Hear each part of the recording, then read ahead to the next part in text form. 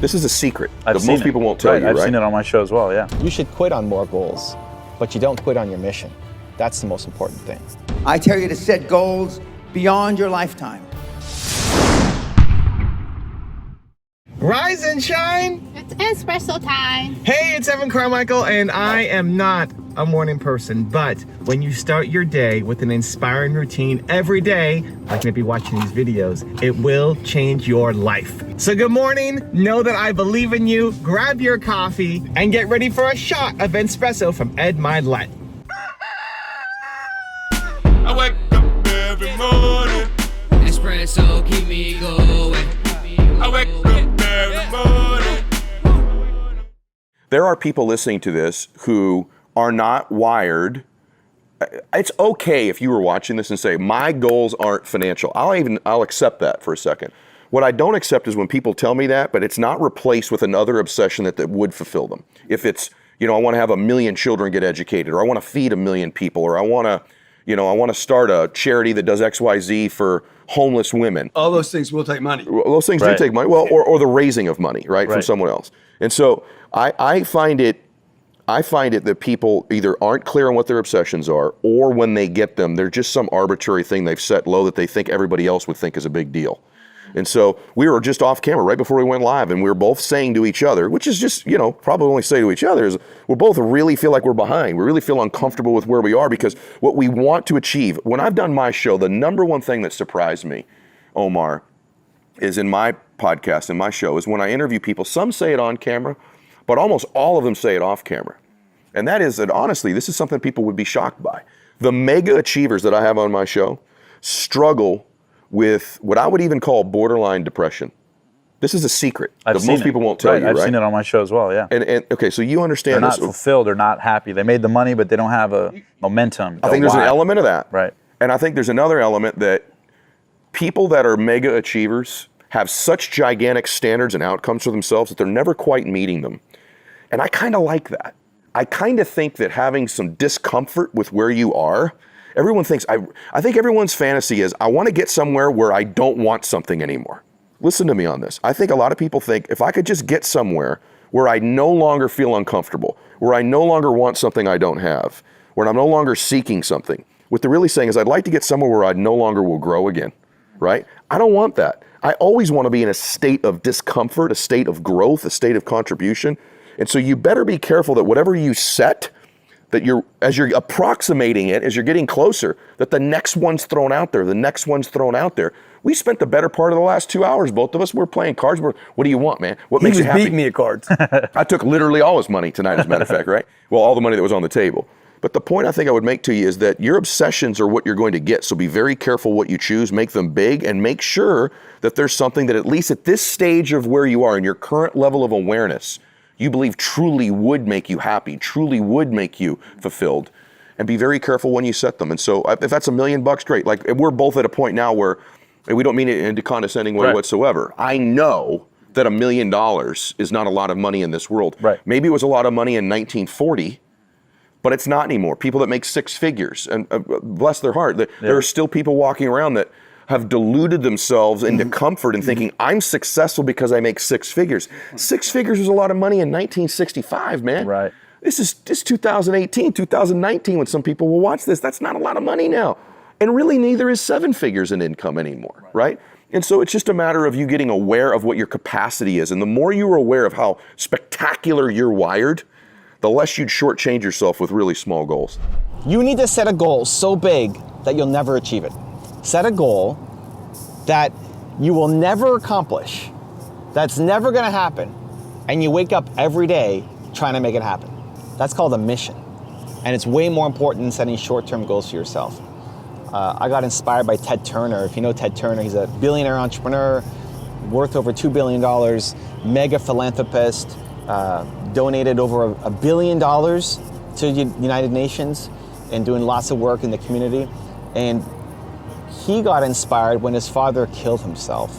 So his father was an entrepreneur. He wanted to become a millionaire, build $1 million business. And he did. He did it. His father hit his goal. He became a millionaire. And then he killed himself because he realized that life was basically just still the same. He thought somehow life was going to be different on the other side of hitting the goal, but he realized he woke up and he's still the same person. And so he killed himself. And Ted, seeing that, he was I think in his late teens or early 20s at the time, just decided, you know what, I'm going to set a goal for myself that's so big that I'm never going to accomplish it. It's never going to happen. And then you wake up every day trying to make that happen. I think it's really important. I think especially for achievers, you have set goals for yourself and you've hit them. And then it's this momentary little celebration, like I hit my goal. And then what do you feel? A lot of people feel depressed until you find out what's next. There's a great saying of beyond the mountain, there's more mountains. And I love it. Because the goal isn't just to climb one mountain, the goal is to keep climbing. You want to climb forever. The number one most common rule for success that I see over and over and over again is you have to love what you're doing. You have to like the process of doing what you're doing. The process, not just the result. The goal is the results, right? Hitting some goal, hitting a financial goal, hitting a customer goal, hitting a subscriber goal. It's just the results. You have to enjoy the actual work that you're doing. You have to enjoy the process. And the most successful people actually enjoy the work that they're doing. Yes, you have to make money in the process. Yes, you have to have an impact in the process, but you like the process. You like actually doing the work. When you want to grow, when you feel like you're on a mission, when you feel like the work you're going to wake up every day and do is important, that's when you actually start getting some crazy results at the same time. Where if you set your goal only just to hit some kind of results, you end up playing small for life and end up not liking your life because you felt it. You know what it feels like to hit a goal, to feel the excitement, and then the next day you wake up and you're still the same person. I think about when I hit my goals, when I hit my 1 million subscriber goal, and I got the gold plaque from YouTube. I didn't need to celebrate. I didn't want to celebrate because this is a celebration. Making this video for you is the celebration. Waking up and doing the work every day is the celebration. When I hit 2 million subscribers, my audience was asking, hey, what are you gonna do? What are you gonna do for 2? And it's funny because now we're coming up on 3 million on the main channel and people are starting asking, what are you gonna do when you hit 3? When I hit 2, I actually did a live stream as we crossed, but I did it more for you guys. I did more for the community because it's a journey together and you guys wanted to celebrate. So I did, we celebrated together. I did a live stream Q&A as we crossed the subscriber goal.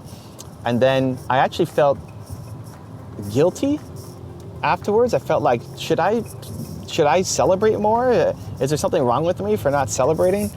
And so I remember I said, okay, I'm gonna do this experiment. We crossed 2 million subscribers, great benchmark. I'm gonna go and take half the day off. And we went to Tim Hortons, which is a local coffee shop here. And I got a donut, I got my favorite donut and celebrated with the donut. And then came back and I just felt, you know what? Nah, this is stupid. Let's go work. And I realized later, like, there's nothing wrong with me because this is a celebration. I get to make videos for you guys, sitting here in the car, just talking to the camera as we drive around doing errands and knowing that people are watching this and it's having an impact and it's making a difference. At least that's the intention every time. That is the celebration. And I think it's actually healthier. I think when you can switch your celebration to the process of what you're doing every day, your celebration is what's in your calendar instead of just arbitrarily hitting some goal that how often you actually get to celebrate. Like, do you only get to celebrate your life once a year when you hit some goal? How about you celebrate your life every day from the work that you're doing? And so I'm not a big believer in goals. That's a weird thing to say. I think a lot of people set goals and they set them too small and then you need to actually jump off, right? A lot of times the goals you set for yourself 5 years ago are not the goals you should still be living right now. They're not. You've grown, you've changed, and you needed to jump off that goal years ago, but you're still on it because you made that goal to yourself and you promised yourself you wouldn't quit, but it actually doesn't serve you anymore. I think much better than having goals is having a mission, because the mission never dies. I want people to believe in themselves. I'm trying to solve the world's biggest problem, which is people don't believe in themselves enough. That's what I wake up every day trying to solve. And I'm never gonna solve that problem. And yet every day is what I wake up trying to solve. And it's never gonna go away. I'm trying to make my dent in the universe that way. And my goals can shift. So, example, my goal might be 10 million subscribers on YouTube, right? Let's go. 10 million subscribers. But the reality is, in 5 years or 10 years or 20 years, maybe YouTube isn't the thing anymore. Maybe I should actually have jumped off of YouTube to go somewhere else 3 years in. But what happens is a lot of times when we set these goals for ourselves, we keep ourselves small. We stop looking for opportunities that are in better service. As times change, there will be things that will be in better service of your mission. And you have to shift and do those things. But because you set that goal for yourself, you don't want to stop. Because you feel like a loser or quitter when you quit on your goals. You should quit on more goals, but you don't quit on your mission. That's the most important thing. People ask me, what's my 5-year vision or 10-year vision, or what are my 5-year goals? Like, 5-year goals? How do you have a 5-year goals? Think about who you were 5 years ago.